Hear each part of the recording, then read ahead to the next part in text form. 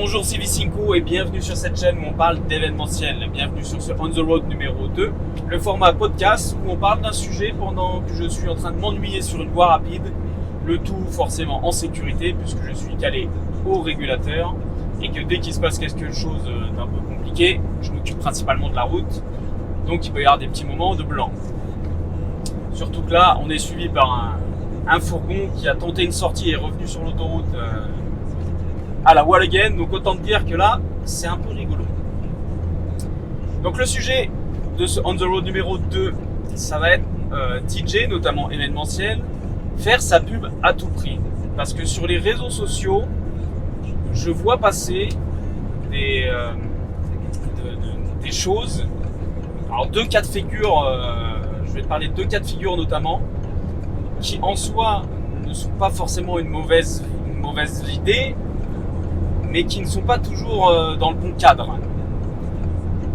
Et alors attends, je finis de doubler parce que là c'est les petits zigotos encore. C'est bon, normalement je suis débarrassé des relous. Donc je disais, je vais te parler de publicité. Alors c'est beaucoup des DJ en événementiel pour le coup, mais c'est pas une critique tant que ça. Je pense que ça peut être bien utilisé. Le problème c'est que je le vois beaucoup dans de très mauvais cas de figure. Et alors après t'en feras ton opinion, tu feras ce que tu veux. Je pense que ça va peut-être pas plaire à certains parce que je pense que certains influenceurs, vendeurs de formation préconisent ce genre de choses. Moi en tout cas, je te le dis direct, je cherche à faire une prestation, je vois ça sur tes réseaux, tu peux être sûr que je signe pas avec toi. Voilà, ça donne le ton comme ça. Donc la première, je pense que là tout le monde est à peu près d'accord, c'est la bâche publicitaire. Il y a plein de gens qui font des ventures DJ qui sont quand même assez sympas de plus en plus. Il y a des efforts de fait avec des écrans, des choses comme ça.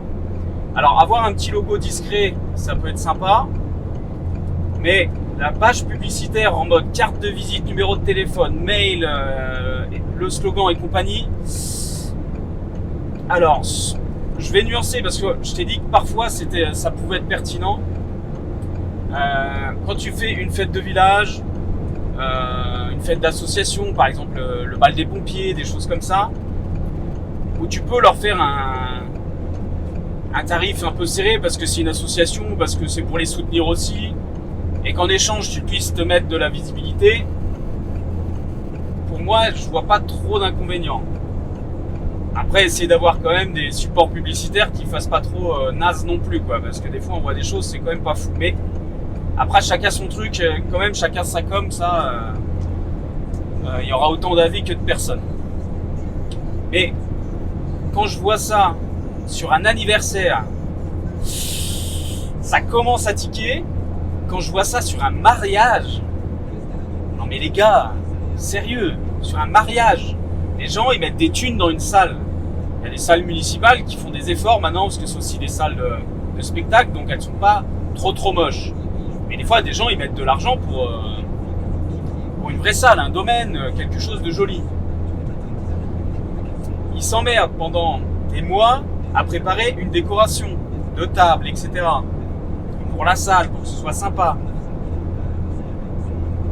Et ils se retrouvent avec une pancarte publicitaire dans leur salle. C'est pas possible.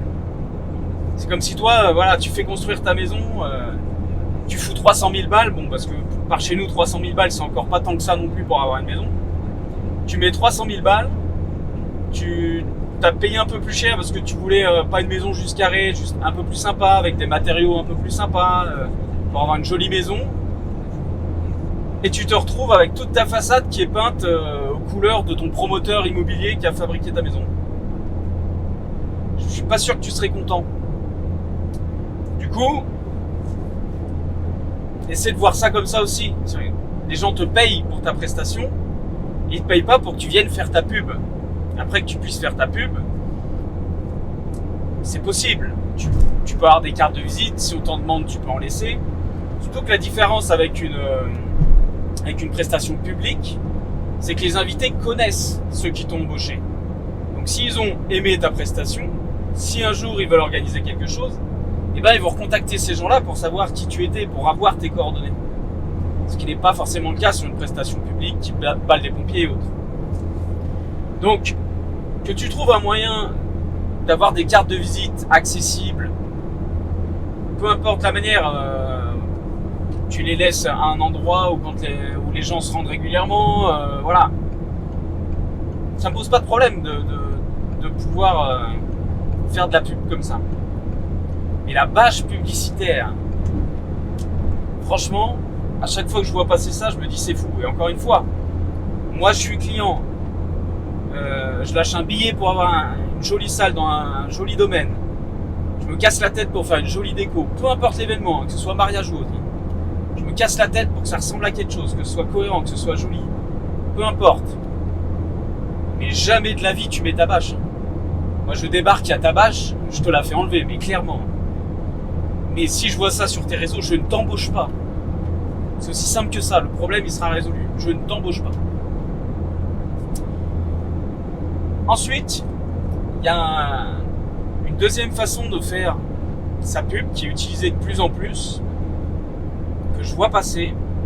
Je pense que ça pourrait être vraiment bien, mais la façon dont c'est fait, c'est très malaisant.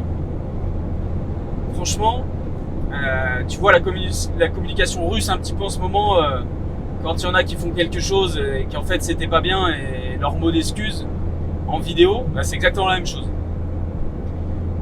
Alors je comprends le principe, encore une fois, c'est vrai que c'est sympa d'avoir donc des mariés qui te font un message vidéo pour te remercier, que tu peux publier sur tes réseaux sociaux, etc. Donc dans le principe, je trouve ça pas idiot. Parce que attention, je dénigre pas à 100% ce qui est fait pour faire de la com. Il faut faire de la com, donc c'est toujours un équilibre compliqué. Donc filmer les mariés en fin de soirée pour avoir leur réaction à chaud, déjà, il y a pas mal de choses qui me gênent.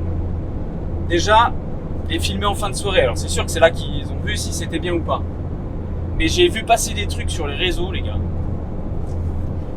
Le marié encore à moitié bourré, la mariée qui a sûrement beaucoup dansé, etc. Donc décoiffée, la robe qui commence vraiment plus à ressembler à grand chose, etc. Enfin, tu voyais que ça sentait, ils avaient passé un bon moment, c'est indéniable, hein. Ils s'étaient bien amusés, c'était une soirée bien arrosée, mais ça va être publié sur les réseaux sociaux. Et tu te retrouves avec un couple de mariés qui ressemble un peu à rien, quoi. Donc, c'est normal, encore une fois, c'est la fin de soirée, ils ont passé un bon moment, mais ça fait pas très présentable pour eux, j'entends surtout, hein. Donc ça me dérange. Après, il y a aussi la façon où on demande, enfin, t'entends le DJ qui demande et tout, alors c'était bien la lumière, tout ça, vous avez trouvé ça comment? Ça fait un peu forcé, pour ça je dis ça fait un peu comme les excuses russes en ce moment, où ça fait un peu type Gestapo. Franchement, on pourrait faire une parodie avec après un dézoom, un élargissement de champ, et voir un mec qui leur met un flingue sur la tempe pour qu'ils disent ça, quoi. Vraiment, ça fait vraiment Gestapo, quoi. Alors, encore une fois, je pense que c'est pas une mauvaise idée, que c'est sympa d'avoir des témoignages en vidéo. Et j'ai pas de solution miracle pour améliorer ça. Est-ce qu'il faut leur demander de se filmer quelques jours après pour avoir un message en vidéo dans de bonnes conditions, où ils sont pas fatigués, etc. Je sais pas. Je dis pas que j'ai la solution miracle pour autant. Mais j'ai vraiment vu passer des posts comme ça, extrêmement malaisants, vraiment. T'avais presque parfois l'impression qu'ils étaient forcés, quoi. Et qu'ils n'avaient pas forcément envie d'être filmés comme ça à cette heure-ci. Vraiment, hein. Donc, c'est pas sur tous les messages, encore une fois. Je généralise pas à 100%. Mais, souvent, franchement, c'est malaisant. Et encore une fois, moi en tant que client, je t'embauche pour ma prestation, je vois ce genre d'image sur tes réseaux, j'ai pas envie de t'embaucher. Parce que j'ai pas envie que tu me tendes un traquenard en fin de soirée à ce que je viens de dire que c'était génial, tout ça, devant la caméra, alors que je suis fatigué ma compagne ou des invités aussi. Donc faut pas attends, excuse-moi parce que là il y a bouchon, donc je te reprends juste après. Bon, on va continuer dans les bouchons, c'est pas grave. Donc le but de cette vidéo, c'est de t'alerter un petit peu sur ces dérives de vouloir faire sa pub à tout prix. Il faut faire sa pub, je te l'ai dit, on est une entreprise, hein, il faut faire sa pub de toute façon. Mais il faut faire attention à ce que le fait de faire sa pub ne soit pas contre-productif. C'est toujours délicat, mais quand tu travailles sur des événements privés, ben, il faut être discret. Tu peux pas étaler ton nom dans tous les sens en mode pub, etc. Donc après c'est les petites choses, tu vois. Moi par exemple, je mets pas de devanture, etc. J'ai des cartes de visite à disposition quand on m'en demande. J'ai juste, je travaille avec un polo brodé avec le nom de l'entreprise, juste, tu vois, discrètement, ça fait propre. C'est un exemple. Après, sur du mariage, c'est vrai que être habillé en costume chemise, c'est bien aussi. Donc pour broder une chemise, c'est pas toujours le top. Il y a plein de façons de faire, mais fais attention à ce que ce soit pas trop intrusif dans l'événement auquel tu participes. C'est les clients encore une fois payent un lieu, payent une déco, payent toute une organisation et ils te payent toi en fait. Ils te payent toi, c'est pour que tu fasses ton job, pas pour que tu fasses ta pub. C'est pas un salon. Si tu veux faire ta pub, tu vas sur un salon professionnel. Et là, c'est toi qui vas payer. Et payer cher d'ailleurs en général. Donc, tu dois faire attention à ça.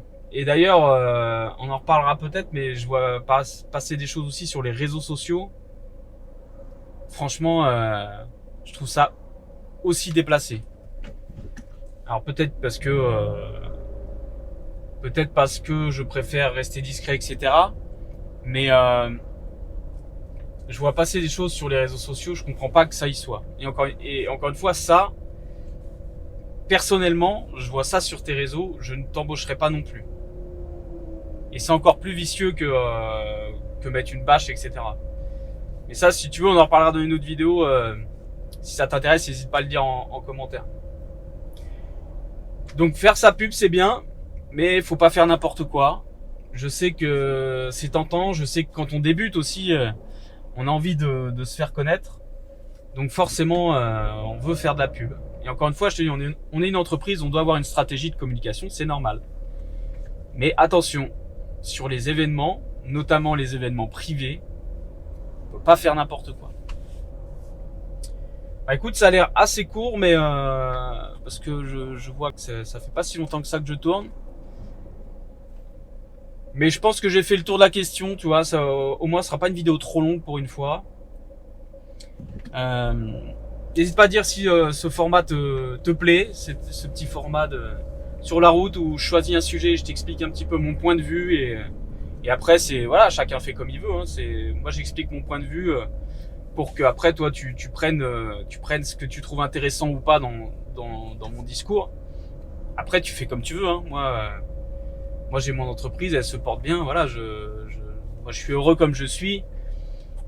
J'essaie juste d'aider des personnes pour alerter sur des choses. Des fois, on n'en a pas conscience, on se rend pas compte. C'est simplement ça l'objectif. Et après, si toi, tu as envie de continuer à faire comme ça parce que toi, tu vois pas où est le problème, bah, continue. Hein. Ouais, bon, enfin voilà, c'est pas un problème pour moi en tout cas. Sur ce, je vais te laisser parce que je suis bien dans les bouchons là et c'est bien. Je vais prendre encore plus de retard. Je te dis à bientôt pour un prochain On The Road. Je vais voir si j'en tourne pas un deuxième là parce que j'ai énormément de routes en ce moment. Donc je vais voir si j'en tourne un deuxième. Et puis il y a plein de vidéos qui arrivent bientôt. N'hésite pas à liker, à t'abonner. Et puis écoute, n'oublie pas que le plus important n'est pas ce que tu as, mais ce que tu en fais.